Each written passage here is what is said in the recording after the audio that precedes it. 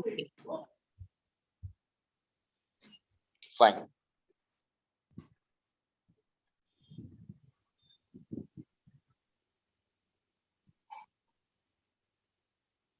We have 23 participants now. So shall we proceed, sir?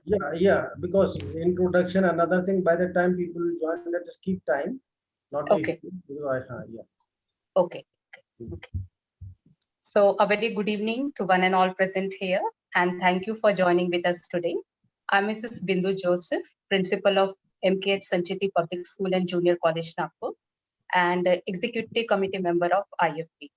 I, on behalf of Indian Forum of Educators, take this pleasure to welcome today's guest speaker, Mr. Marc Stuart, respected board members of IFP and executive committee members, and all the participants from different walks of life.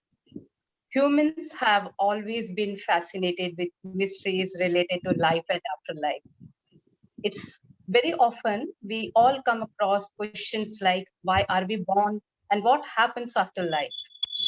Aren't we all curious to know about the eternal mysteries of life and death?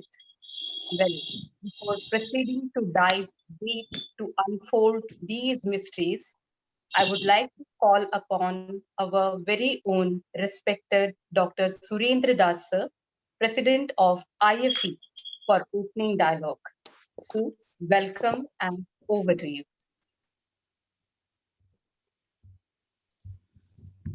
A very good evening to one and all who are present here for this wonderful session in which Marc Stuart, a spiritual medium from UK, will not only be educating us but rather enlightening us with his experience and with his great vision, which he has already got it by training people and by connecting uh, with the souls.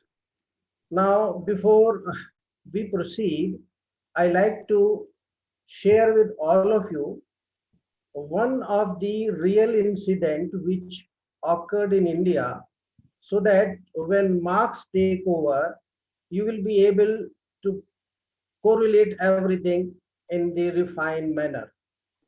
I want to mention here about a lady, her name is Khurshid Bhavnagri. She was in Mumbai with her husband and two children. Both of these children actually were born in 1950 and 1951. It is the incident of 1980 when these two boys, very grown up by the time, they were the mechanical engineer, wanted to take part in one of the car rally. 1980 I'm talking that about. So the car which they had was not actually up to the mark, so they wanted to make some modification and they did it. Just 2 days before, they wanted to have a trial of this particular car. And it so happened that both of these two young men had a fatal accident and they died at the spot. Khurshid Bhavnagri could not bear the pain, the loss, and she lost faith in the God Almighty. Exactly after 1 month, she received a message from her friend that one of the spiritual medium, she communicated that these two boys had contacted her and they wanted to communicate to the mother. When this message was passed on to Khurshid Bhavnagri, they both, husband and Khurshid, both rushed to meet this lady. Her name was Rishi. She was a spiritual medium. And then what exactly happened after that? She communicated that both the boys are fine and they wanted to communicate this thing to you and they will be contacting you in the later period. After some time, Khurshid Bhavnagri received the message again from Rishi that now this is the time to communicate with them. And she this was one of the greatest experience and the moment when she could connect with her lost sons. And then they say that, mother, we want you to write something. She was astonished that how can I write about it? We will be in touch with you, and then we will be guiding you, and it will be an automatic writing. And it took nearly a year for the automatic writing, and a book came into the being, The Laws of the Spiritual World. A wonderful book which I read few years before. By that time, I had the intention, a sincere intention, that I must have somebody who is expert in this field, and we should communicate to them. It is our fortune that we have Marc Stuart for this particular session, who has a tremendous experience and who is internationally acclaimed. So the thing which I have shared with you in the Indian context, we will see in the broad perspective what actually educates and enlightens all of us. I now request Ms. Bindu Joseph to proceed. Thank you. Thank you so much, sir, for giving us information why you have planned for this session. So now I know everybody might be waiting to listen to Marc Stuart, sir.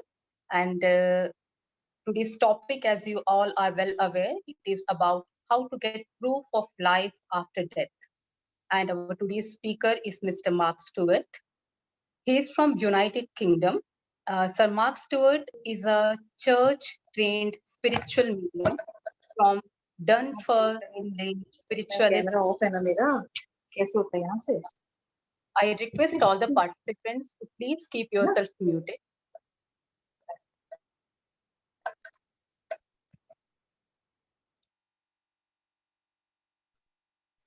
Mr. Marc is a church-trained spiritualist medium from Dunfermline Spiritualist Church.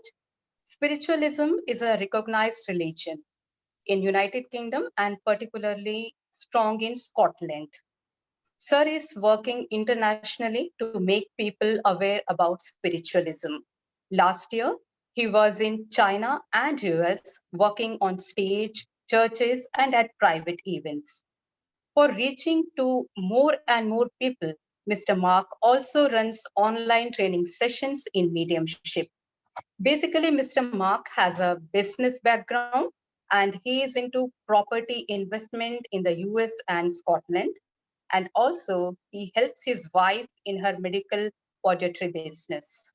Sir, we are so blessed to have you with us today. And everyone here is keenly waiting to listen to you. So welcome once again. And now the stage is all over to you, sir. Thank you for that wonderful introduction. My CV sounds so nice. Okay. I actually have a background as an accountant and I love throwing numbers around. So I hope you'll bear with me while I throw some numbers at you. To begin with, let me start with two words, spiritualism and mediumship. The two do not mean the same, but they are very heavily interlinked. And as I go through the talk, you'll hopefully understand what those two words mean. So let's start at the beginning with spiritualism. Now, as was explained in the introduction, spiritualism in the United Kingdom is a recognized religion. And historically, that's because of events in Scotland. You can probably tell from my accent that I am from Scotland, which is one of the four countries that one of the four countries that makes up the United Kingdom. There are very big differences in spiritualism in each of those four countries. And my background obviously is Scottish. So I will be talking about Scottish spiritualism, which if you go to England, you will find distinct differences. And I'll try and highlight what those differences are as I go through the talk. So let's start at the very beginning. What is a religion? I said I was going to throw some numbers at you. So let me put two numbers to begin with. If you do a search on Google and just simply ask, how many religions are there? Google will come back with an answer that there are 4,300 recognized religions. So just think about that for a second. 4,300 different beliefs, different creation myths, different stories of what happens to you when you die. However, it's a little bit more complex even than that. If we simply rank religions in terms of numbers of people, number of practitioners, the world's largest religion is, of course, Christianity. Now, if you were to ask me how many versions of Christianity are there, you could pick a number, 5, 6, 7, 1, 2. I mean, everybody can mention the major ones, Catholic, Protestant, Orthodox, to name just the top 3. Well, would it interest you to know that there are not 3 versions of Christianity, there are 33,000. So just think about that for a second. The top ranked religion has 33,000 different versions. So just put that into a historical context. Think of all the wars, think of all the hatred, think of excuses for violence. Even in my own country, in Northern Ireland, across the Irish Sea, we still have Catholics and Protestants killing each other. Why? Because they have a different interpretation of the same book. Now, what makes a religion? Fundamentally, 2 beliefs. Belief in a creation, the God, various names, different names per religions, and a belief in life after death. Now, it could be reincarnation, it could be going to heaven, it could even be going to hell. But all religions have some sort of explanation as to what happens to you when you die. And that was the starting point for this conversation. Spiritualism as a religion has one major difference to every one of those other 4,299 religions. And the word is belief. The other 4,299 religions, if you ask anyone in any position of authority, any questions about how to interpret, how to believe, how to act, they will tell you to have faith. Faith in the creation story, faith in the God, faith in what they say happens after death. Spiritualism is radically different. Now, this forum is made up of academics and educators. I believe that's the common profession amongst you all. So you're used to looking for evidence, whether that's research evidence, whether that's scientific evidence, but you want to get evidence to prove whatever it is you're arguing in favor of, or whatever it is you're debating or discussing. Spiritualism shares that belief. We do not accept there is life after death. We look for proof of life after death. And that brings us to what I do for a living. I am a professionally trained church medium. I work in churches and I work professionally, giving people evidence of life after death. Now, what form that evidence takes, I'm going to cover during this talk. But before I go any further, let me just give you a couple of historical anecdotes about Scottish spiritualism.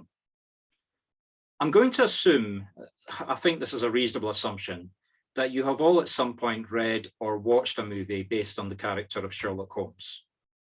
Sherlock Holmes is the great scientific consulting detective.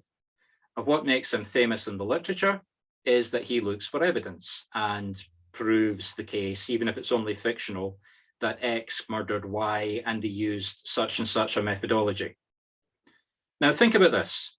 That's probably the greatest literature example of any kind of scientific thought process. And it doesn't matter which one of the stories or novels you read, you can see an example of how that thought process works. Now, the man that created that, the author, is a man called Sir Arthur Conan Doyle. Now, I'm just going to very quickly switch screen and show you his website.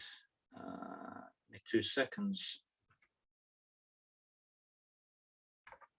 Now, this is the website of Arthur Conan Doyle, Sir Arthur Conan Doyle. And if we look along here at the top, we have adventurer, author, campaigner, knight, physician, and spiritualist. Arthur Conan Doyle, who comes from my hometown of Edinburgh, is historically the greatest proponent of spiritualism. So just think about that for a second. The man that created Sherlock Holmes believes in life after death because it was proved to him by his wife, who was a medium. And when I say he was our greatest historical character, he actually campaigned in the early days of spiritualism. So a very quick history lesson, because again, I want to use numbers. Spiritualism started in 1865 in New York State in a location called Hinesville, which is basically sort of the top north of the New York State, just down from the Canadian border, by two sisters who were called the Fox sisters. Now, put that aside, remember this was the time of the British Empire. So spiritualism very rapidly crossed from America into Great Britain, and it took off in Great Britain. So again, I would just like to show you a few numbers. Bear with me for 1 second. So I'm doing here a comparison of spiritualism today in Scotland and in New York State. Scotland has a population of 5.5 million, and we have versus New York State, which is geographically about the same size as Scotland, has a population of 19.4 million. Now remember, this is where spiritualism started. The number of spiritualist churches in Scotland is approximately 400. In New York State, it's 12. In the UK, spiritualism as a religion is ranked number 7 in the decade census. So just remember that we're not talking about an obscure religion here. We're talking about the 7th ranked UK religion. So jump forward to today. What is spiritualism? What is mediumship? For me, spiritualism is a religion based in spiritualist churches. Now, if you go to any church service of any religion, they will follow rules, regulations, methodology. If you go to a Christian church service, which is what I came up with, just as a comparison, you'll have an opening prayer, you'll have hymns that are sung to God. Remember, I came back to the creation belief and the mythology. A church service for a spiritualist church is radically different. We will have an opening prayer, but then the medium gets up on platform and delivers messages to the congregation. What are those messages? Well, the message takes a very simple format. Number one, you must always ask the recipient, the sitters, permission to give them a message. We will never, ever attempt to give a message to someone who does not wish to receive that message, because you don't know the religious beliefs of that person, and we're not here to impose our belief in life after death on anyone else. Then the message takes 2 parts. The first part is what we call evidence. Now, the evidence is personal to each person receiving the message. And I have no idea what format that evidence will take, but typically it is memories, it is physical descriptions, it is how the person died. Now, remember that in 99.9% of the messages, the medium does not know anything about the person coming to get the message. I know that critics and people that wish to argue can say that with Google, you can find anything about anyone. But how can you tell somebody about a memory that they had when they were 5, when their uncle that you're giving them the message from picked them up, put them over his knee when the girl that was getting, the woman that's now getting the message was wearing a green dress? That's the kind of evidence that the medium is expected to give. Something that cannot be known by the medium or by anyone else, and is very personal to the person receiving the message. How much evidence the person gets depends on the circumstances of the reading. So for example, I was doing a church service to a Canadian church on Zoom 3 weeks ago, where I did 50 messages. So the messages were very short. And basically everybody got maybe 2, 3, 4 lines of evidence, followed by, are you happy with enough evidence of who you've got? Yes, then deliver the second part of the message. If it's a private message, if, for example, one of you booked me for a private reading, that reading could last up to an hour, and the evidence could take 20 minutes. If 5 spirits came forward, then obviously break that down by 5, because you would require evidence of each spirit. The second element of the reading is what's called the message. Now, this is where people get a little bit confused, and I'm going to come back to some warning things to look for in a moment. But if I was giving a message, the message itself should also be evidential. So for example, if I was coming to one of you, I might say, I'm seeing a legal document, something to do with a property. Can you understand that? And I would expect you to say yes or no. If you said yes, then the Spirit would then give me more evidence. So I would say, okay, I think you're selling the property. You would say yes. I would say, I think you've had an offer for the property. You would say yes or no. Let's say you said yes. The Spirit would then give you some opinion or instructions with whatever was going on. It may be that the Spirit knows that the person could afford to pay more. It may be that the Spirit knows that the person isn't going to get the finance. It may be the Spirit knows that there's somebody else chomping at the bit, wanting to give you an offer. That's the kind of evidence when I say the message is also evidential. Let me give you two examples of two actual readings that I gave. The first one was to a couple in India itself. It was a father and a daughter, and they were looking to get a message from the wife stroke mother of the girl, of the father, the husband. And she gave lots of evidence, so they were both very happy that we had the mother talking through me. And then she started giving evidence of a watch, which was very confusing because the daughter and the father had talked about buying a watch for, I'm just going to call her the mother. They had talked about buying a watch for the mother, but they had never actually got around to doing it. And the mother was talking about an engraving that she wanted on this watch. Now, I mean, let's not be silly. You can't buy a watch for a woman that's passed to the other side. So it was very confusing, and I was just giving them what I got, the exact wordings of the message that she wanted to go on the watch. And they couldn't accept this, so we put that aside and we continued with the reading. Lots more evidence came forward, things about the daughter, things about the father, things they had talked about, things they were doing. And then the daughter suddenly burst into tears because she had worked out the father burst into tears because he had worked out what the message was about the watch. The watch was originally meant to have been a gift to the wife, the mother, and obviously she was terminally ill at the time, which is why they didn't buy the watch. And she wanted the watch to be bought for her and then given to her daughter, as what would have happened had the watch been given to the mother, and obviously she had passed away. Now that was very personal for the two of them, and it was them that took the evidence and were able to fit it together and make sense of it. Another example of a message would be to an American woman that I gave about 6 months ago. And it was a great aunt that had come forward. Now, this woman was a spiritualist, so she was used to getting messages, but she had never had a message from this great aunt before. And it seemed very strange. Why did this very distant relation that she'd maybe only met a few times was now trying to give her a message? And then the great aunt started talking about horses. Now, I know absolutely nothing about horses, and I'm telling her the woman's saying this about horses, the woman's saying that about horses. Does this make sense to you? And then the woman burst into laughter and tears at the same time. And then she told me her story. She said, this makes complete sense.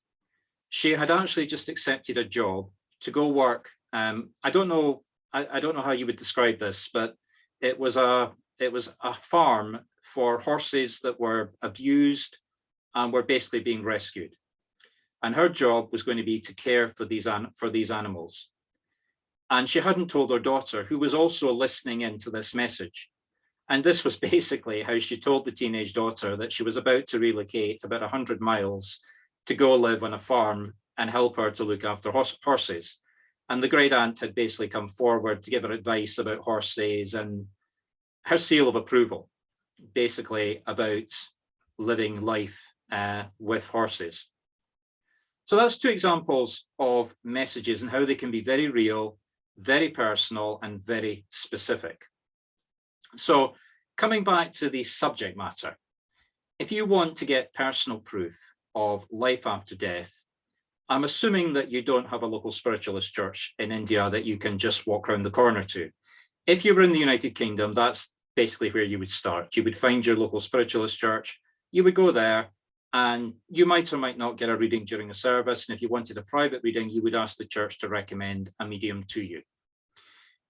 Obviously, internationally, you have to use Google and Facebook to find a medium. Now, this comes down to what you should look for in a medium, what questions you should ask, because I'm sorry, but there are a lot of con men out there. And that's something that if you seriously start looking for mediumship, especially in North America, where if you remember when I went back to the beginning, New York State, just under 20 million people, only has 12 churches. And you're maybe talking driving for 8 hours to get to a local church. So what questions should you ask? What investigations should you do about a medium before you hire them? Well, the first one is ask them how they work. Basically, they should work to the same basic outline of giving a message that I just described. Now, there may be variations. They may mix the evidence and the message up together, but they should follow the same rules. Give evidence of who they're bringing forward, not ask you for, I've got your uncle, tell me his name. They say, I've got a man, I think his name is Tom, I'm not sure of that. He was very tall, very strong, but he died of a heart attack. That's the kind of evidence they should be able to give. And then the woman can say, yes, that's my Uncle Tom, or no, that's not my Uncle Tom. Then the medium should be able to go back, get more evidence. He had a problem with his right foot at some point during his life. He drove a green car. Oh, that's my father-in-law's. That's the way that it works. You keep giving evidence until the person is able to accept the proof of who it is. So you ask them, how do you work? Second, ask how they've been trained. Now, the obvious one is, are they a church-trained medium? If they are a church-trained medium, you can take a very high degree of credibility. In the United Kingdom, our training follows a very structured methodology. We sit in something that's called a circle. Now, I'm not going to bore you with details as to what a circle is, but basically it's a training session that meets on a weekly basis. And we're not talking about sitting in a circle for a few weeks. We're talking about sitting in a circle for year after year after year. I'm a qualified accountant. It took me 3 years to study and sit my exams to become an accountant. Any of you here who are teachers, I would expect you to have taken at least a year, maybe 2 or 3 years, studying your subject matter, and then another year or 2 years studying to be a qualified teacher or university lecturer. I wouldn't expect you to say, oh, Mark, you know about accounting, come and teach a lesson about accounting. I would expect you to expect me to have taken qualifications in lecturing or teaching on top of my training as an accountant. Well, same for mediumship. You don't go to somebody who is a self-discovered medium. I'll come back to that in a second. Ask where they were trained. So, for example, the church I was trained in is a century old. Everybody in Scotland knows the Dunfermline Spiritualist Church. That's not the only church. I said there's 400 churches. Some of the churches are new, some of the churches have different methodologies, but you can do research about churches and see what their style is, what their methodology is, and you can very quickly work out if you would like to get a reading from that style of medium. If they're not British, if they haven't been trained in a church, if they're American, that becomes a bit more problematical. There you have to ask who trained you as opposed to where you were trained, and then do some research on the person that trained them. There are a lot of people in America who are, for all intents and purposes, self-trained. If someone says, I'm a self-trained medium, walk away. That basically means they woke up one morning receiving a message in their head and were self-discovered. Let me give you an example of an American self-discovered medium. Now, I'm choosing this very directly because I think you'll all understand the humor here. 2 days ago, you could have had a reading from a message from Gandhi from this medium. Now, I'm not joking. This is a real medium who claims he can give you messages from Mahatma Gandhi. I laugh at that with so much hysterical laughter that I'm not even going to seriously go there. Basically, the minute any medium tells you that they can bring forward anybody that's famous, walk away. The only people that should come forward are spirits that are connected to you, or people that you know, or people that are relevant to your life. You cannot get a message from some historical figure. The only time I have ever been involved in a situation where somebody got a message from somebody famous was when Bing Crosby as a spirit came forward. And it turned out that his niece was in the audience. So if Elvis Presley is suddenly being brought forward by the medium, find out if there's a relationship present. If there is, then okay, accept it. If there isn't, you know you're dealing with a con man or someone who's delusional. And a lot of people who don't go through proper training basically are delusional. I'm sorry to cast aspersions on my own profession, but if you go on Facebook, you will find tens of thousands of people that are self-discovered and shouldn't be doing what they're doing. So that's the basics. Then ask to see them work. A medium should not be afraid to invite you to a church where they're working. They should not be afraid to show you a streamed video. I mean, for example, let me just change screen again. If I go to my website, now I'm not doing this for advertising, I'm only doing this as a demonstration. This is my Facebook page, and from here, you can go to my videos. Actually, let me just go there. So if you go down my Facebook page, yeah, here we are. I do a weekly free broadcast every Sunday where I give 3 readings to people, and every single one of them is recorded. So pick any one of my videos at random and you'll see evidence of me working. Any medium that you go to see should be auditable in that session. And I use the word auditable seriously. If you were going to hire me as an accountant, coming back to the accounting, you would want proof that I was qualified. You would do due diligence to make sure I was capable of doing it before you entrusted me with your tax return or before you asked me to prepare your school's budget, for example. You wouldn't basically expect somebody that had just gone to your own school, studied mathematics for 12 months, passed her examination in arithmetic to do your tax return. You'd want her to go away and do a little bit more studying and training. Well, same for mediumship. Now, ask them if they're working on stage, ask them for references, and basically, as I said, ask them to give you proof of them working so you can judge them. Not every message is 100%.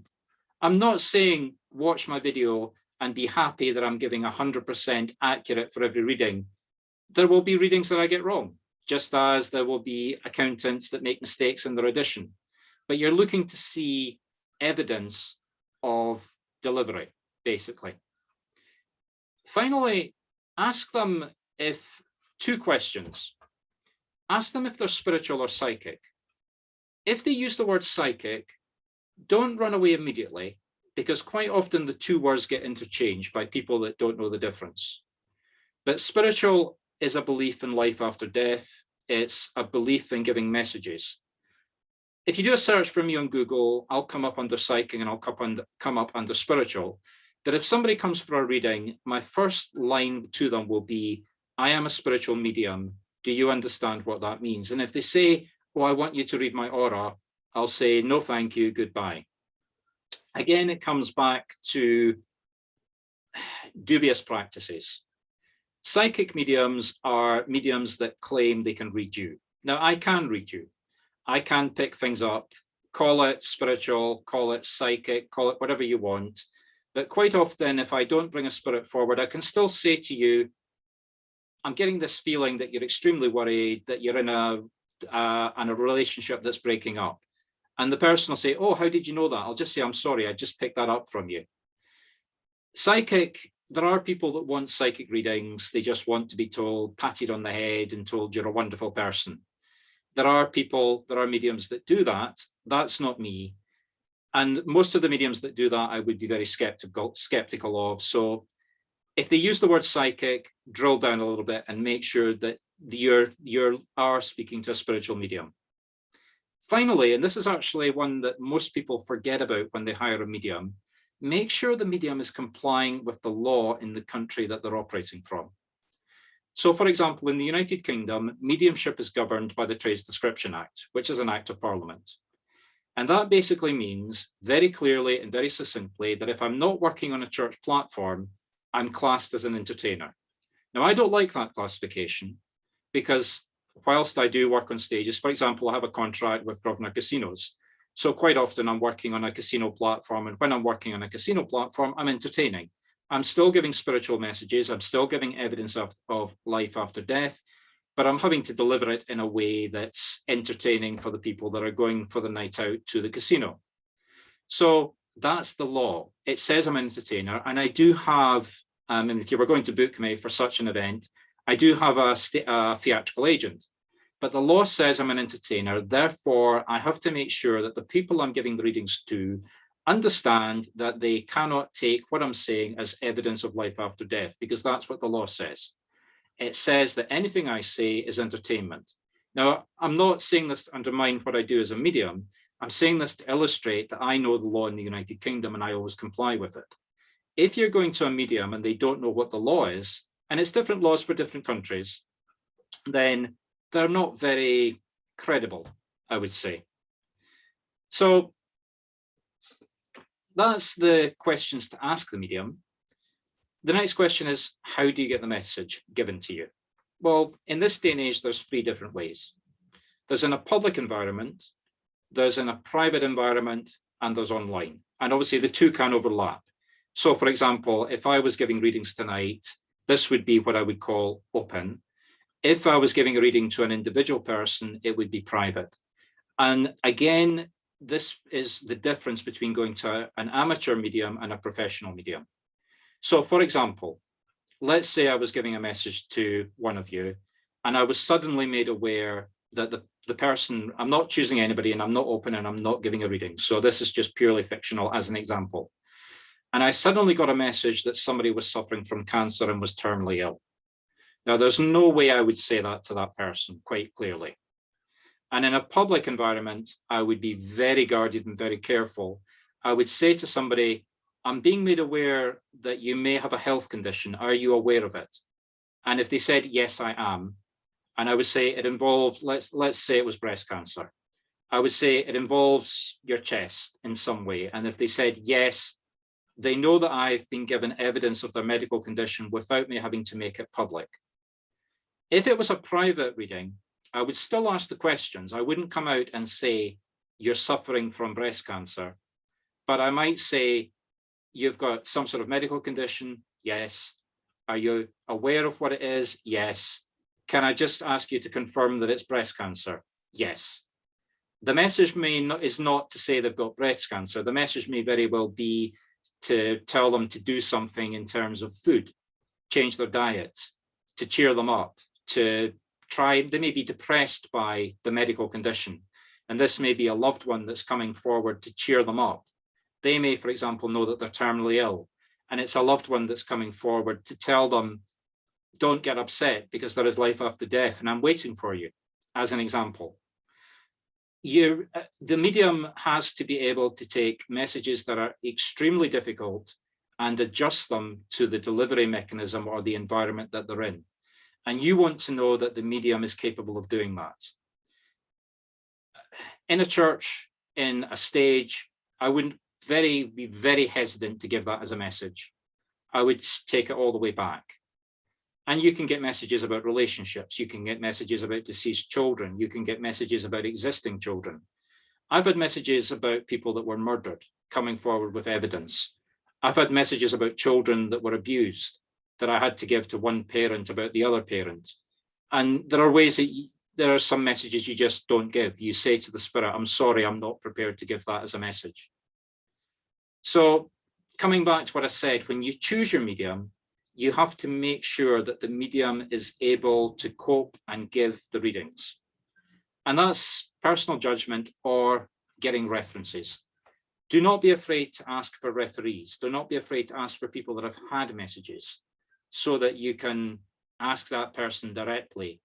Did the person give you any bad news? How was it delivered? There are things that mediums do not do and cannot do. We do not diagnose. It's one thing to say to somebody, do you have a medical condition?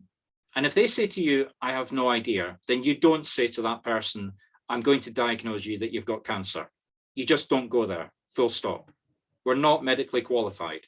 And it doesn't matter if the spirit coming forward was a qualified doctor, I'm not qualified to take the message that he gives me and deliver it to you. Which raises the question, how do mediums actually interpret? Now, we could sit here for the next 5 hours and I couldn't cover that entire subject. But historically, if we go back to the very beginning, back to the 19th century, it used to be physical evidence that people looked for. They want to see a knock on the table. They want to see a draft of smoke coming up behind you.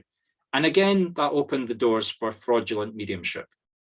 In this day and age, it's all what we call mental mediumship.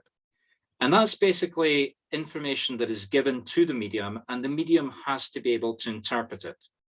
And that brings us back to the training. That's 95% of what a medium training is about, is how to interpret the evidence that you're given. Everybody, and I mean everyone that's listening to this, is capable of receiving messages from spirit. But 99.9% of what you get, you dismiss. You suddenly get a feeling, your sister, and 2 minutes later, your sister phones you, and your sister tells you something bad or asks you for help. How did you know your sister was going to phone you, and how did you have that apprehensive feeling that your sister needed help? That was a spirit that was around you, giving you a warning, a communication that was about to happen. They knew your sister was about to contact you. Mediumship training is learning how to be open to that, how to recognize it, and how to differentiate between your own imagination and spirit. I mean, the very obvious example, if you've just been watching a TV program about nurses and doctors, and if you then suddenly get a message about medical conditions, 99% probable it's your imagination from the TV program that's coming through. It's learning how to block that and differentiate it, that you spend years working as the medium and practicing to be able to deliver that. Now, I started this by saying things that mediums don't do. Another thing that we do not do is predict the future under any circumstances. And if you go to a medium asking them to predict the future, and if they then take out the cards, or if they then sit down and take your hand and start telling you, you're going to marry this beautiful person in 25 years, you're going to have 6 children, just pack up and walk out, because it's a fraudster. It's a fortune teller, for want of a better word. That's not to say that you can't predict the obvious. I often say in a reading, if someone is, let me give an example of a reading that I actually did in America 2 years ago. I saw an image of this woman in the audience driving a car around a corner, running over some children. Now, that was not a prediction. That was simply a warning that the woman was going around the corner, a 90-degree corner, at 30 to 50 miles an hour. So what I said to the woman is, Spirit are telling me that you go around corners too fast. Oh yes, I do it all the time. They're telling me they're telling you via me that you have to slow down. Oh, I know of it, but it's just, I know all the time, I know the streets, and I just go around the corners.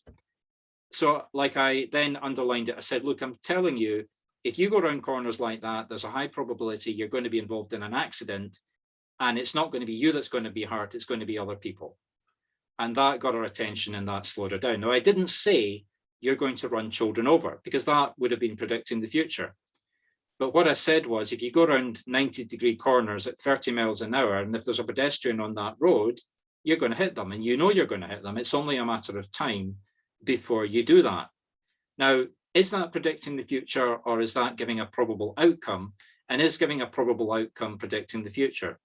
I don't know. I'll leave you to work that one out. I did say at the beginning I was going to talk about numbers. So I'm going to give you just one final set of numbers to think about spiritual mediumship. The current Earth population is what? Somewhere around 7.5 to 8 billion. If you do a search on Google and ask how many humans have been born, now just take it for my word, every human that's born, even if it's a miscarriage, has a spirit, or what was described at the beginning as a soul. Since, again, I'm just going to use Adam and Eve because it's a nice name to use, but since the first 2 recognized Homo sapiens, there have been 108 billion human beings born per Google, per science research. So take 108 minus, let's round it up to 8. That means that spirit outnumber us by approximately 17 to 1. So there are more spirits than there are living humans. So there are lots of people with lots of things to say. And on that, I think that's pretty much all I've got to say. Unless anybody wants me to cover anything else, I'm ready to take the questions.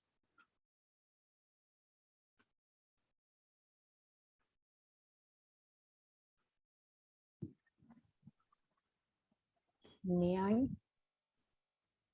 Of course.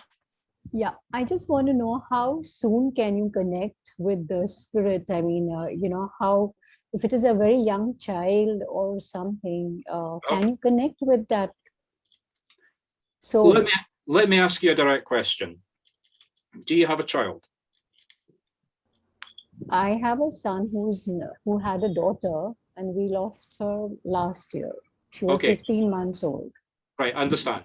So when your son was growing up, when he was, let's say, 7 years old, would you have let him play with matches? Play with? Would you have let a 7-year-old child play with matches? No. Right.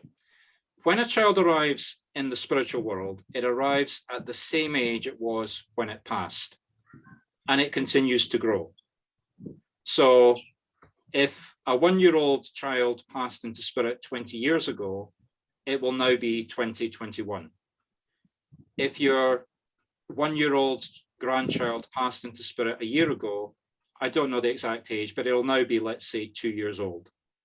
So to answer your question, let me change the answer slightly. It will have an adoptive parent raising it, probably someone that's related to you. Someone that was close to your family will take on that child and raise it as a parent. But it is still a child, and it will grow up. And there is no absolute rules. It depends on the maturity of the child. It depends on the strength of the child. The child may very well be around you. So as it grows up, you may be aware of its presence, but you will not get a mediumship communication until the child is old enough and until the child is allowed to communicate with you. So I don't know if that answers your question or if that's the answer you want to hear, but it can be a long period of time before the child is allowed to come through or able to come through. So you mean to say the child could have already come through? The child, there's a difference. The child may be, okay, I'm talking about two separate things here. Mm-hmm. There may be a spiritual presence without communication. Mm-hmm. So you as a grandparent, you may feel the presence of the child, but the child will not be allowed to place itself in harm by trying to communicate with you. Okay. So that's why I was saying at the beginning, would you allow a 7-year-old boy or child to play with matches? It takes a lot of effort for a spirit to communicate with you. It's not just a case of sitting down and speaking. They have to learn how to do it. They have to be strong enough to do it. And it takes a lot of energy, both from me as the medium. I'm a type 1 diabetic, for example. And quite often at the end of a session, my sugar level will drop dramatically because I have physically been using my body's energy. It's the same on the other side. It takes a spirit a lot of energy to communicate with you, and a child will not be allowed to do that. Now, there are children that do come through. I know of one child that comes through on a regular basis who is about 8, but he comes from a very spiritual family, and he was literally raised in a spiritual church. So he was already well, shall we say, conditioned to spiritualism before he went to the other side. But that is the exception rather than the rule. Certainly, a 2-year-old, I mean, even if the child was able to communicate, it's a baby. You don't suddenly arrive on the other side with articulate English and a degree in theology, let's say. Right. He has to grow up, and you have to work on the other side. You don't just arrive there and float around with wings. Spirit will come forward and say they're working as a trainer, they're working as a healer, they're working to do X, Y, Z. That kind of evidence does come forward in communications. Okay. Sir, I am Thank Sridhar. you. Hello. I want to ask a question. Hello. Hello, I'm Sridhar. I want to ask a question. Yes, In hello. 2011, my mother expired, actually passed away. Uh-huh. That time I was in a different place, 4,000 kilometers away in India. Uh-huh. And one of tarot reader and counselor happened to come to my office, principal's office in 2015. And after 6 months, he said, I saw your mother behind your chair. See, he did not say in the month of July. He said this in the next year, in the month of March. Is it really possible? Is what really possible? What are you asking? Is what possible? Because he said your mother is always behind you, protecting you. He was even a tarot reader and also a lecturer also. Okay. He said she is always there behind you. She is protecting you. Yes. What he's referring to are what in spiritualism we call gatekeepers. Basically, remember I just said that spirits have jobs. Okay. I have a gatekeeper. So when I am working, for the sake of argument, if this was a church service, I would go to you all systematically, one at a time, and give you a short message. My gatekeeper works with me to have the spirits lined up, ready to give the message, because he is in communication with me. He knows who I'm going to go to next. So he says, right, George, go and stand beside your cousin, so that when I go to the cousin, George is in connection with me to give you the message. Now, let me give you an example. Let me give you another very practical example. My father died when I was 32 years old. So that's about 25 years ago. He died of a very long case of terminal cancer. Now, at the time, I was not in a spiritualist church, and this is what led to me actually going into spiritualism. He had a business, which was a small hotel. My mother had been running it. He had been bedridden for 3 years. Myself and my sister had moved back into the hotel to help my mother look after my father and run the hotel. He passed away, and my mother wanted to sell the hotel and retire. She would be about 65, 66 at the time. She wasn't able to because the borrowing on the hotel was too high. She spent a year driving around with me, looking at apartments, trying to find somewhere that was cheap enough for the budget that she thought she was going to have. Then the bank turned round, unprompted, for no reason whatsoever, and wrote £40,000 off the borrowing. Now, trust me when I say this, British banks do not do that. So this was unbelievable, that a bank would write £40,000 off the mortgage. She then found a flat that was next door to my flat, and she was able to buy it for exactly the amount of money that she had, which was the surplus from the sale plus the 40,000 to the penny. Now, there were a whole bunch of things that happened in between then. Now, that's a very condensed story. There were about 4 other things that happened at the right time. And I mean at the right time, I mean to the right day. Like the flat came up for sale within 24 hours of her having the money, and she was able to get in there. Now, okay, every single one of those you could just say was a coincidence, but 8 coincidences in a row over 2 weeks just sort of left me going, something's going on here. So jump forward about 6 months, and we were sitting in our new home around the dining room table.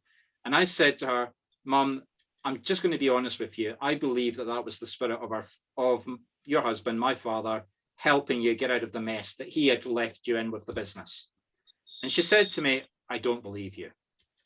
By the time she finished the sentence, the light bulb directly above her head exploded and showered her in glass. Oh my God.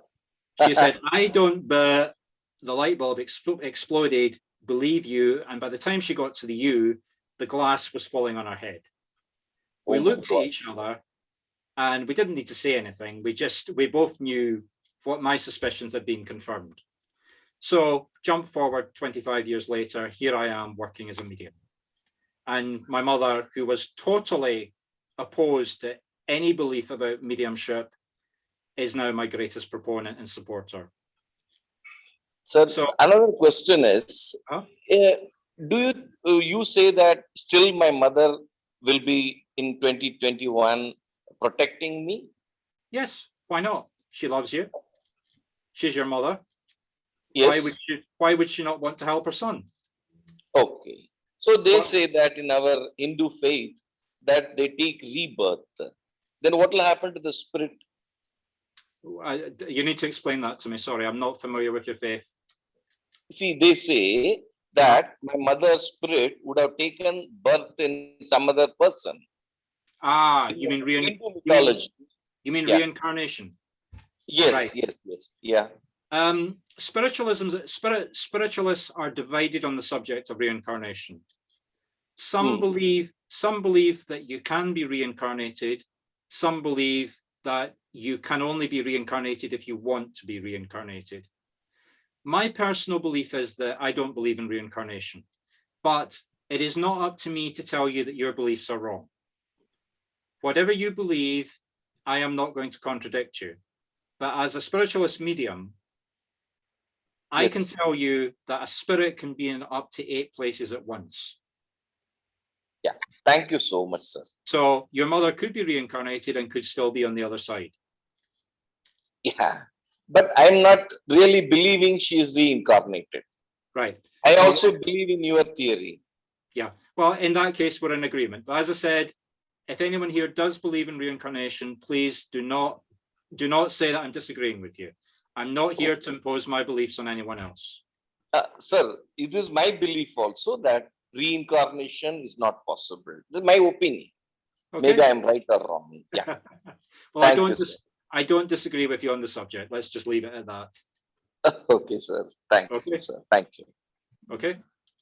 Yeah, so we have a question. Farzana, from- Farzana, you can ask your question. Yes, I have a question. Can we have a spiritual connection with living person? If it is possible, then how? What is the process? Well, let me go back to absolute basics. Every living person has a spirit.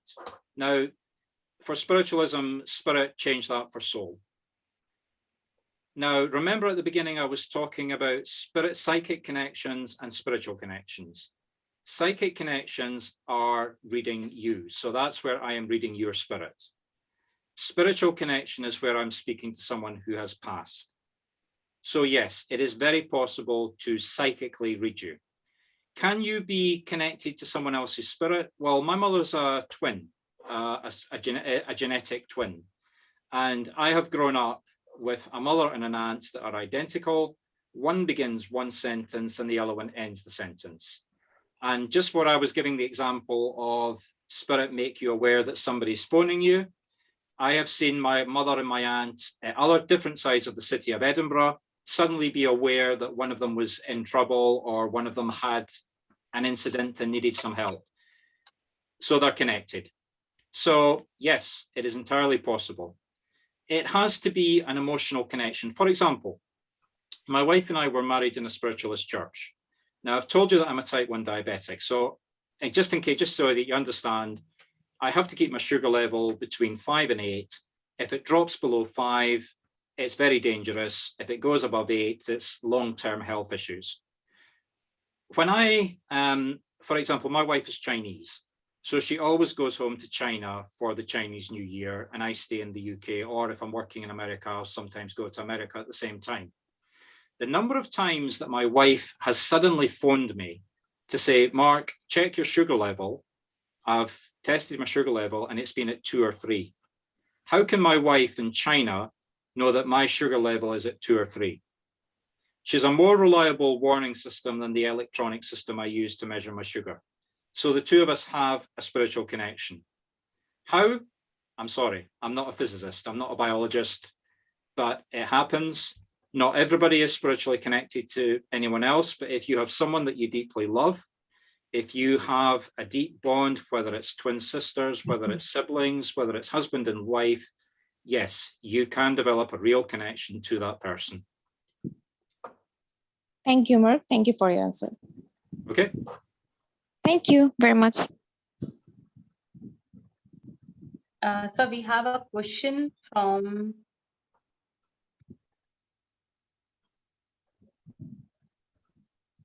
Dr. Sara Chimtanwala, she's asking, is the gatekeeper only one or would he change? No, I currently have 3 gatekeepers that I'm aware of, and they change all the time. How do you know they change? Well, let me give you a very personal example. 2 years ago, I was in a church. I was waiting to go in a church, Aloha Spiritualist church. It was the first time I'd ever worked in that church. My normal style of working would be I would go up and I would give maybe between 10 and 12 messages of maybe 5 minutes length each in a congregation of say 30 to 40. I had a new guide and it just was suddenly aware of it like that. And he said to me, I want you to give a message to every single person in the congregation. And I said, you're joking. I can't do that. And he said, well, that's the way I want you to work. Just do it. Just trust me. So I stood up. And by the time I was finished, the person that was chairing the church service turned around to me and said, Mark, have you been counting the number of messages you've given? I said, no. Why? Have you? He said, you've given 35. Oh, wow. And I said, I don't believe you. And he said, you realize that every single person in the congregation, and there's 35 people here, has had a message. And I said, well, you haven't had a message. And then I turned around and gave him a message. I went to my own church the next week, and I knew that there was about 45 to 50 people in the congregation. And I knew that there was no way I could give every single person a message because the amount of time I had. So I went up to the chair and I said, look, I want you to not do any hymns this week. And she said, don't be stupid. Whenever, they do 4 hymns. I said, just trust me. My guide has changed. I've got a new method of working. Just take it on faith and give me more time. So they did. They cut the hymns back. They just did like 1 verse instead of 4 verses. They gave me about an extra 5 minutes. Now, they were used to me working in the church. They'd seen me work multiple times in the church. So I stood up on the platform. I gave 45 messages. 1 person in the congregation actually shouted out, because she'd seen me work previously. She'd never seen me work this way. And she said, oh my God, this is terrifying, because she wasn't used to a medium doing that. Now, I'm not saying that to sound special. I'm just giving that as an example of my guide changing. I have had other guides that I was aware of when I first became a medium, and they've gone.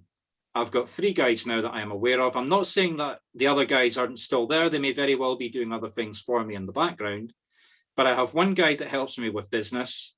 I have 1 guide that helps me in family affairs because he's the grandfather of my wife. When I told her that I had her grandfather, who I've never met, as a guide, she laughed at me. And then I gave her a physical description and the clothes that he wore, and her jaw went like that. She said, yes, that's my grandfather. So confirmation for me that I had interpreted correctly. And my 3rd guide, I couldn't believe who it was.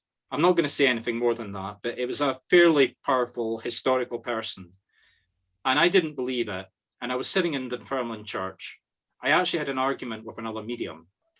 Nothing to do with mediumship. It's just a difference of opinion about something.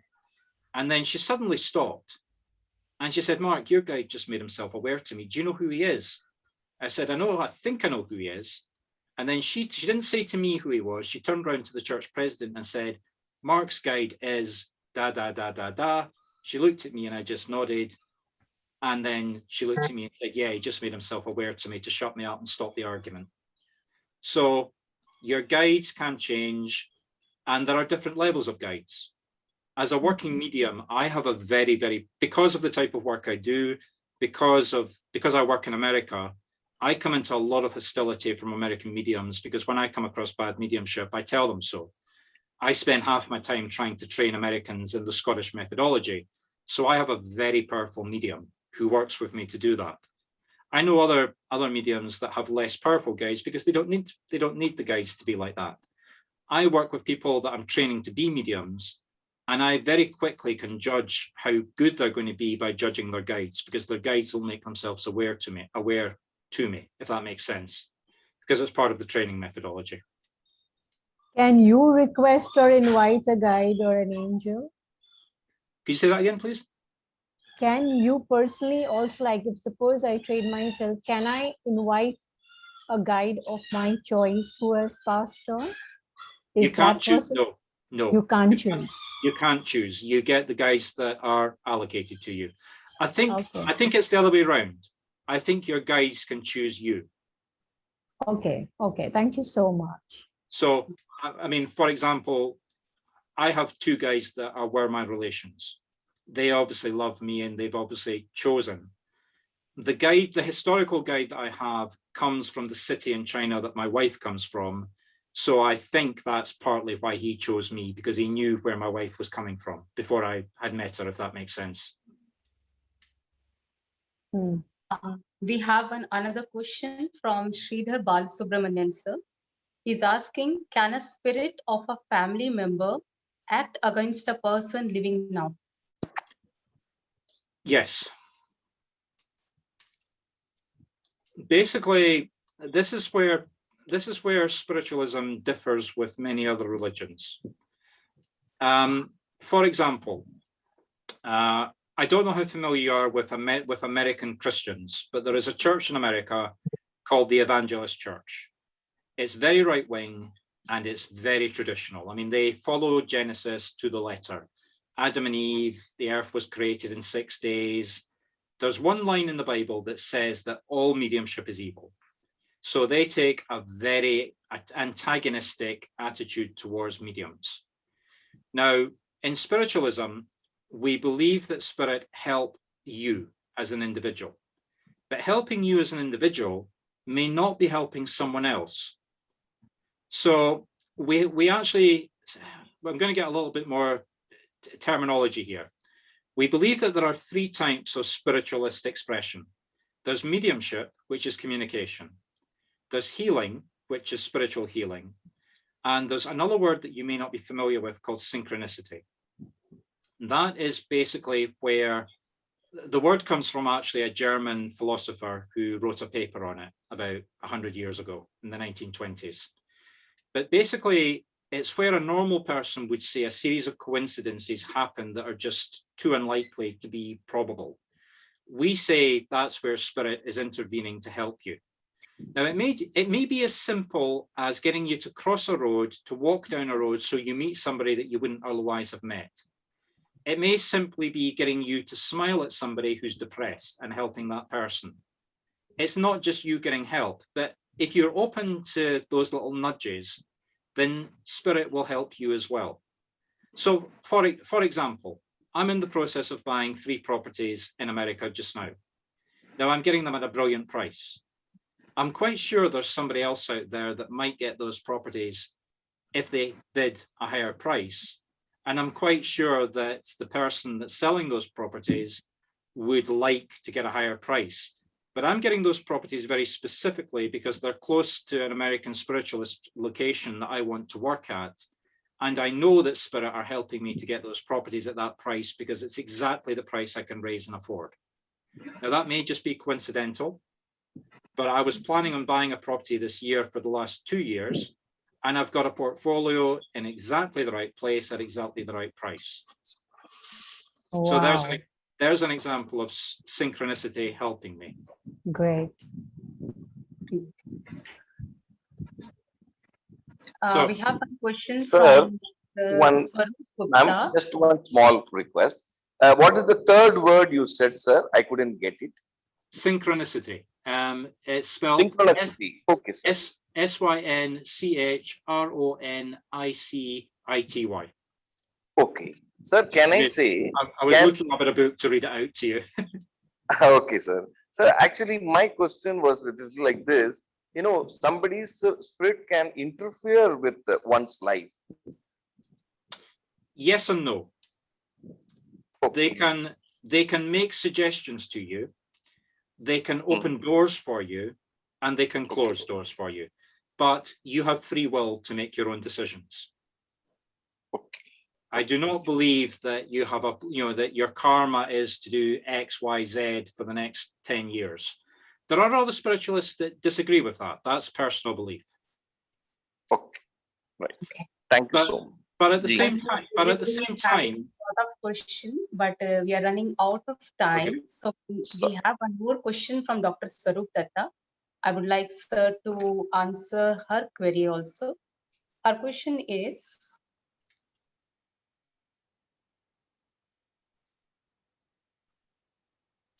So spirits may be influenced by living human beings to get worldly benefits or going to the level of spirit, give some sort of enlightenment.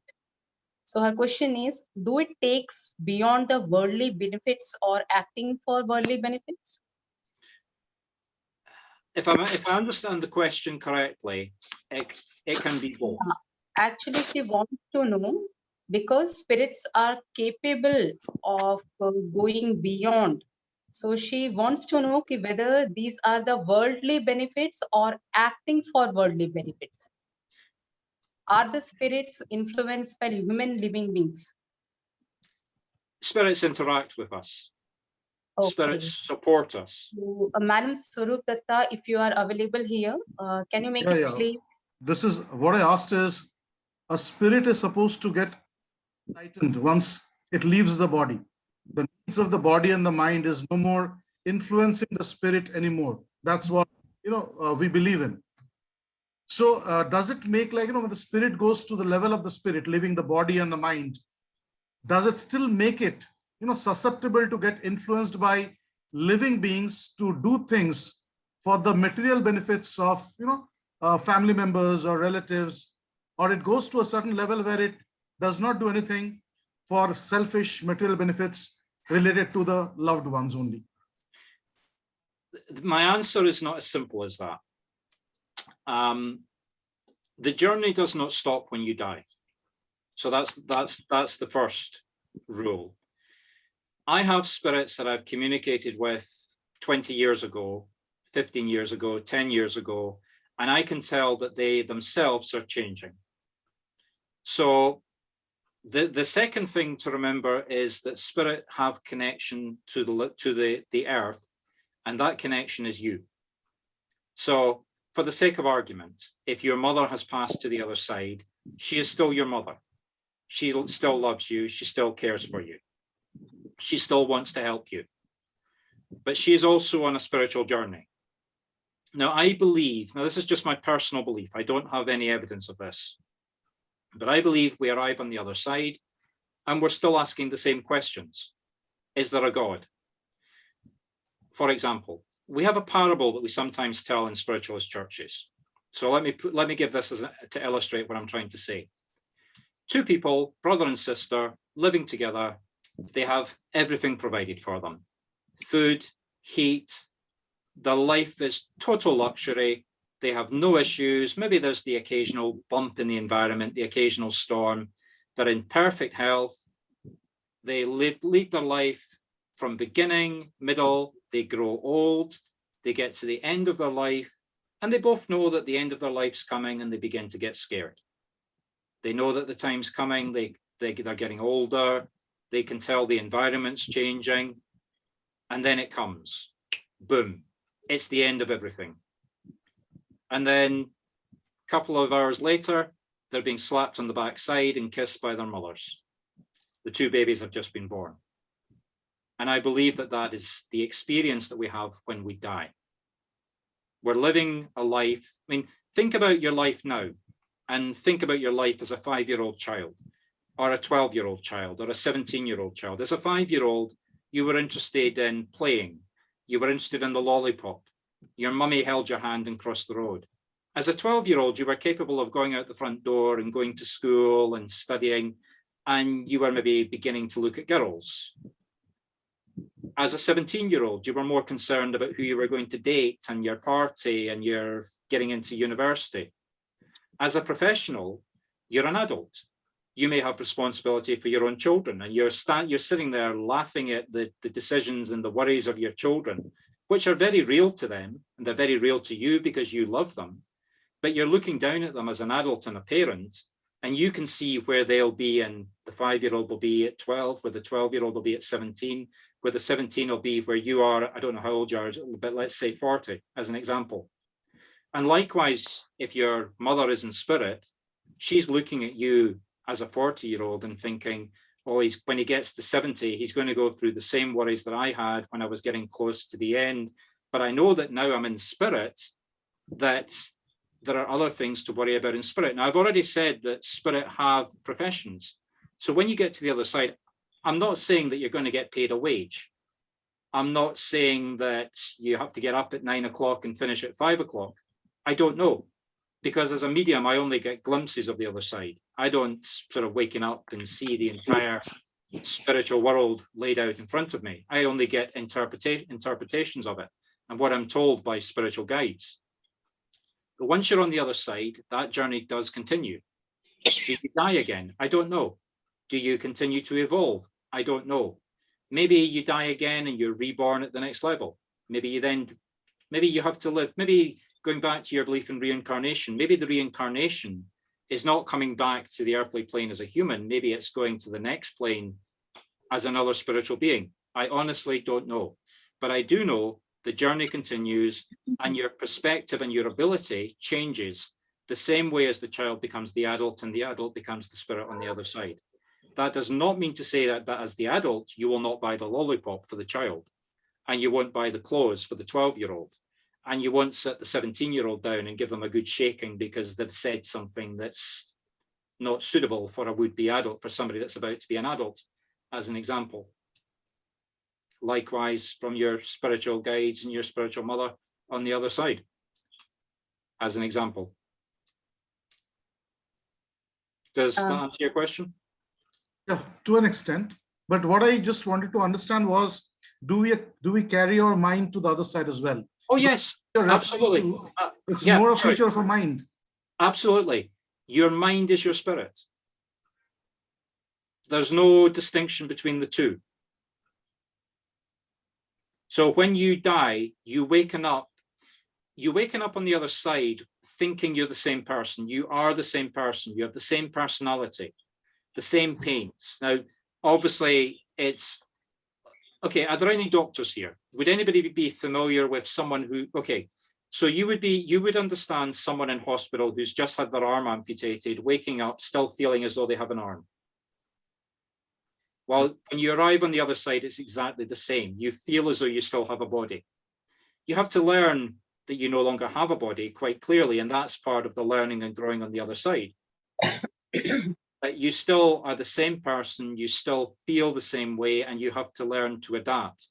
Just as a newborn baby has to learn to crawl, to walk, to run, to talk, etc. I have a last question, sir. Like I said, whenever you get connected with the spirit, the blood sugar level decreases for you because the energy is utilized. And on the other part, if a spirit has to communicate, so does it happen with the spirit also that their energy also have some effect, how strongly they can communicate with the people who are here? Like if it is a child spirit, so the energy with which they communicate with the medium on the earth, and if it is a spirit of an adult, so will the power change there? Absolutely. The easiest example I can give of this is somebody who is an adult who has just passed.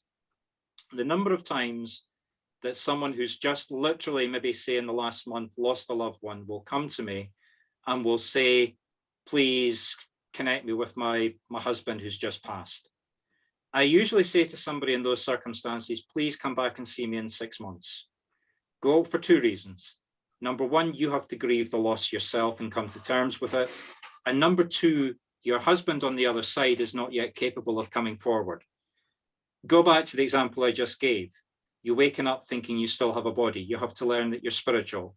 You have to learn how to live in that world. You have to learn how to communicate. So usually it's not an exact rule, because people develop at different times. People have different energy levels, both here and on the other side.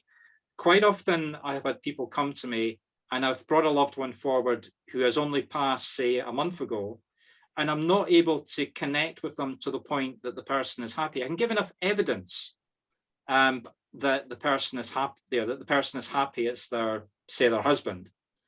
But, you know, they're sitting there expecting me to give the kind of messages that I would normally give, and I'm just not able to do so because the spirit is not able to give the level of clarity and the level of communication. And then maybe 6 months later, I'll have that spirit coming forward again, and it's bang, bang, bang, bang, like a normal message. And the person looks at me and says, but how can you do that now and you couldn't do that when he just passed? for exactly the explanation and the question that you just asked. It takes skill and energy from both the medium and the spirit, and the spirits have to learn that. The other thing that often happens is another spirit will come forward first. So for the sake of argument, let's say it was your husband you were wanting to get a message for, and your grandfather or your father comes forward first. And you're sitting there saying, but I don't want my father. And I have to say to you, but please just take the message from your father. And then the father takes the husband by the hand, and eventually sort of like the father will step back and the husband will step forward. So that happens usually the first time that the spirit comes forward, say within 4 to 6 months. So that was great listening to you, sir. Even now, there are many questions pondering up, but we do have time limitation. So it's a request to Surendra sir, we should think of planning more session, because people have a lot of curiosity and they have many questions also. But we have confinement of time. So, sir, shall I take the question, or? I'm quite happy to take any more questions if you have the time, but you're the chair. Das, sir, there is one more question. So shall I take it, or shall we wind up now? Sir, you are muted. We are not able to listen to you.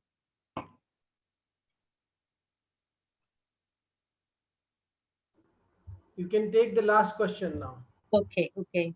So this last question is from Sridhar Balasubramanian sir only. Yeah. The question is, a person who was negative, whose spirit will be negative again? Like if the person was negative when he was alive, so what will be his spirit? Will it be having negative and more of negative energy only? Initially, yes. You are the same person on the other side. Let me give you a very real example of this. This is a reading for a woman who was abused by her father as a child. And I mean physical abuse. I mean physical beatings. The first time the father came forward, he tried to take over my body, and I could actually feel myself wanting to stand up, take my belt off, bend it over, and raise it above my head and start hitting the woman with it. Now, obviously, I didn't do that, but that's what I felt like doing. And I said to her, look, my recommendation is not to communicate with this man. I think it's your father. I said, he makes me want to beat you. And she looked at me and she said, yes, that's my father. He physically abused me as a child. I would like to hear what he said. And he had come for, now he'd been dead for about 30 years at this point. She was in her 60s. She was in her 60s coming up for 70. And he tried to apologize for her. So he had given me the negative feeling so that I could understand it, so that I could prepare the woman for his message coming forward. He still had the negative about him. So he was still fundamentally the same. I'm not going to use the word evil, but the only word you can use for somebody that beats a child with a bent over leather belt is evil. And he still had that character or trait in him, but he had at the same time evolved to the point where he was able to recognize that what he had did was wrong, even although it was still in his personality, and he wanted to apologize to her. Now, the woman was not ready to apologize. So it wasn't it wasn't a sort of Mother Teresa situation, blessing everybody and he's passing on. It was a very real, very personal, very emotional conversation that she was having with the father that she wasn't ready to forgive. And the father was basically coming forward to beg the forgiveness. I've had another situation like that. This is maybe another example. I gave this reading last year. Now, this was a private reading. So I won't give you anything that can identify her.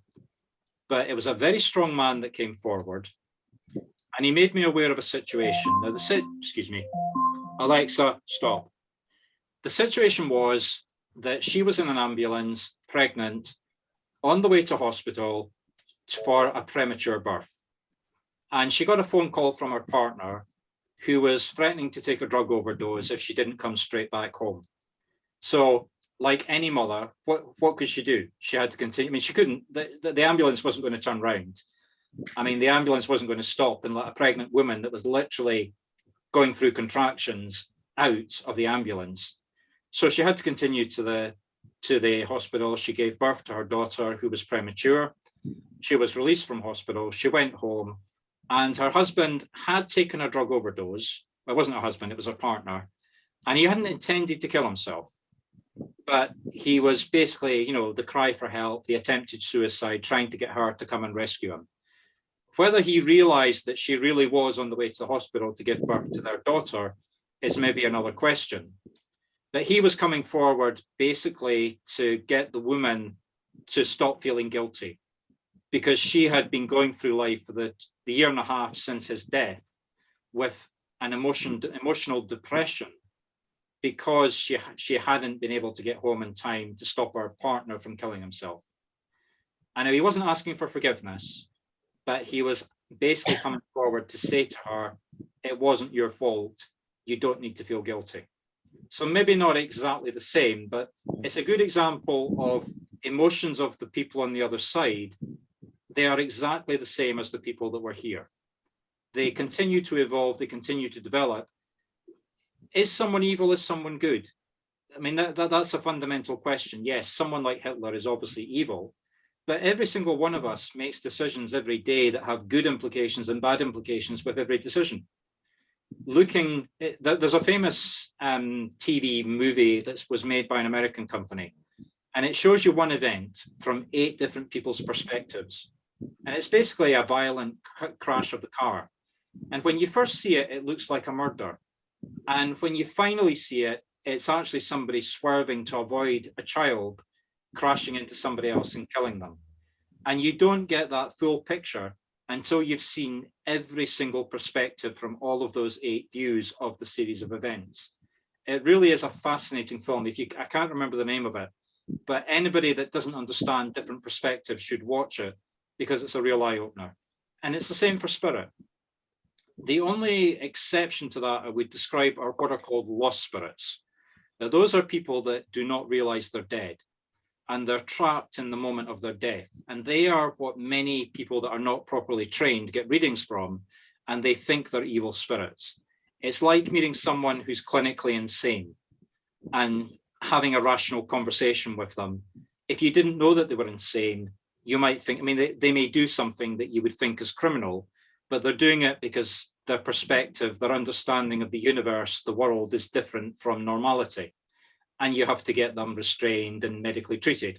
Same for spirits that do not understand that they're dead. They may be trapped in the moment of their death and coming across as totally evil. But if the medium doesn't realize that the spirit hasn't made connection to the other side, there are mediums that specialize in that. I have done it a few times, but there are some mediums that simply go around looking for lost spirits, and that's all they do, and just help them to cross over. Sir, I want to thank you so much.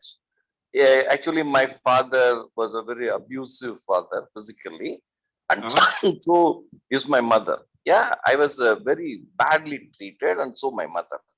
Right? And yesterday night, I had a dream in which I had somnambulism in my childhood till 20 years, and I used to hit my daddy. And just I want to complete here. Yesterday night, I had a dream in which he was there like a monster and causing me a lot of trouble. And this morning, I got up and I was reading some psychology books. And I think, as you said, one single word, maybe forgiveness should be the answer. I take thanks so much to Dr. Das, and that is why today I joined it, because I want to get a message. I'm sorry, I got most of that, but I lost the end of the message there. Sorry, I lost your last sentence. Yeah, to me, it strikes me that forgiveness should be the correct message. I feel like that from what you said. Sir, your voice is not here. Yeah. Problem. Yes, sir.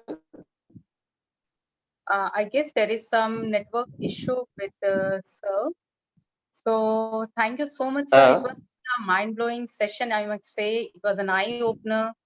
and a lot many beliefs which we have, and we have lot of queries in our mind. I will not be able to say that each and everything is cleared, because not many discussions are yet pending. So many questions are even now arising. But like we know, we have time confinement and we are running out of time. So now I would like to request Mrs. Himadyuti Srivastav ma'am, co-host for today's session, to summarize whatever we have listened from Marc Stuart sir, and to propose the vote of thanks. Now, over to you, Himadyuti ma'am. A very warm and cherished evening to all. I will start my vote of thanks before going formal. I would like to catch up with one of the sentences. When you die, you wake up on the other side. So Mr. Mark said this, and this very sentence made it very clear how we can connect with the life after death. So the two words that come to my mind after this session, and I hope all will agree with this, and these two words are amazing and intense. Amazing session it was, sir. And it was so thought-provoking. I was totally engrossed and lost. Spiritualism, as I used to think, is all about matter and spirit. But today, after this session, many other aspects of spiritualism got unveiled. Many queries are answered, and many queries are still coming up, as ma'am said. Today's session started with the statement that about 4,000 plus religions are there, and all have drawn their own boundaries, cross-questioning each other. But spiritualism is a religion that is a combination of academics and educators based on evidences. Now, these evidences form a connect, and therefore, life after death is proved. We get connected to through the medium, and these connects are also established in steps. We don't reach to the target or the main question immediately. So we move stepwise. This also is consolidated by the fact that we cannot connect to anyone or everyone. We cannot connect to a public figure or a personality from the past, but only to those who are someone very special in our lives. So this is a very important point which I felt. And the most important aspect is about maintaining confidentiality. It is not that anyone can become medium, and not that everything can be delivered bluntly or straightforwardly. Rather, every message has to be meticulously delivered. So all this is a stepwise process. And then we moved to the life after death. And when the question answer session started, it was so intense, and it was explained so simply and beautifully with personal examples quoted from the life of Sir, that it became very clear. Every question got very clear to us. Every answer was beautifully explained, sir. Thank you so much. Whether it was regarding rebirth, reincarnation, whether we are agreeing with the concept of rebirth or not, still it was explained. It was explained how, as our energy level drops, does the energy level of spirit also drops? With very simple example, this was explained. And because of that, it became very clear. Every question was answered with personal example. There was a question about connect with a living person. And I was surprised to know that we can do that also. So many questions which are like mystery to us are answered today. Thank you for this wonderful session, sir. After this illuminating presentation and elegance of thoughts, this has shown a new connect of life. And I personally feel that my heart is now soaked in the spirit of spirituality. I once again extend my sincere thanks to Mr. Marc Stuart for this wonderful and amazing session. But any session of this type cannot be arranged or planned overnight. So the wheels started running long back.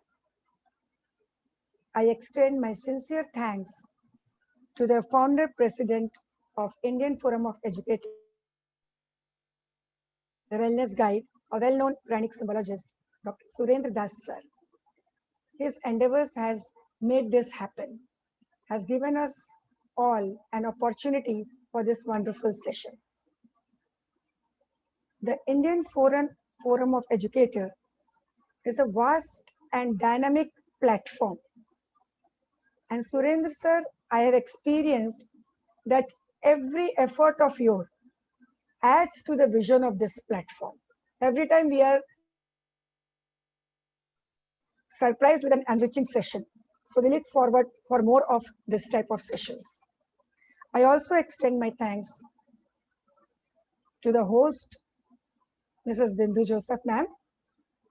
It was nice and efficient moderatorship of yours that made the event hassle-free and smoothly flowing. Thank you so much, ma'am. Last but not the least, the success of session always lies with the participants, undoubtedly.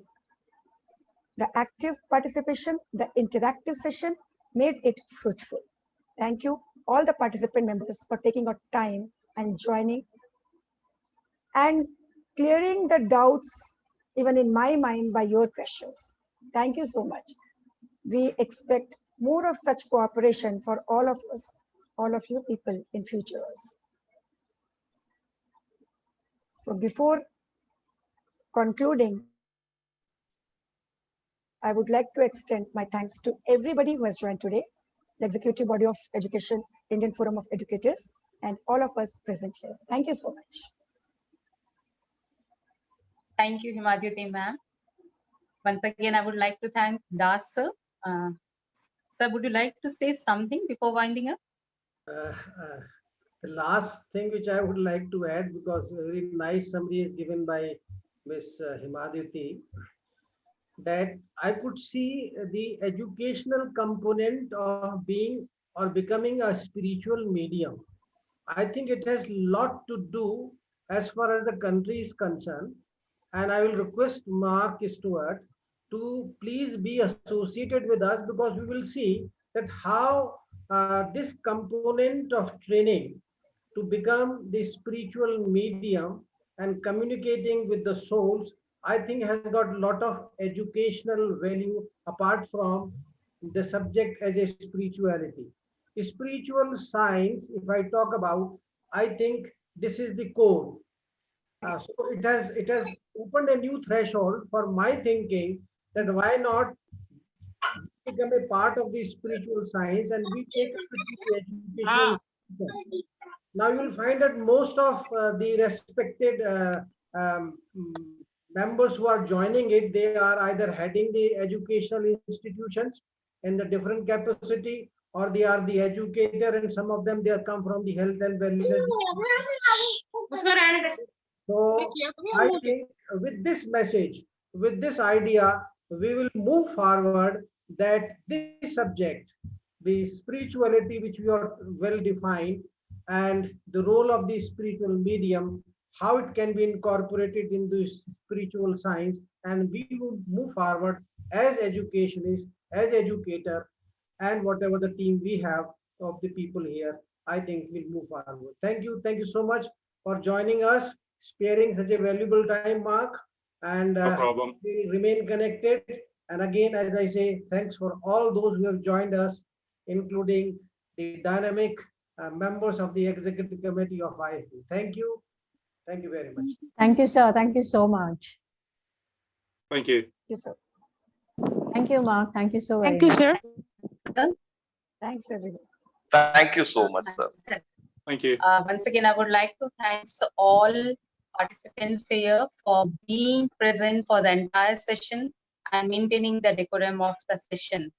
Thank you so much, Marc Stuart sir, Das sir, and everybody. Now it's time to say bid Thank you. Goodbye. Good night. Goodbye.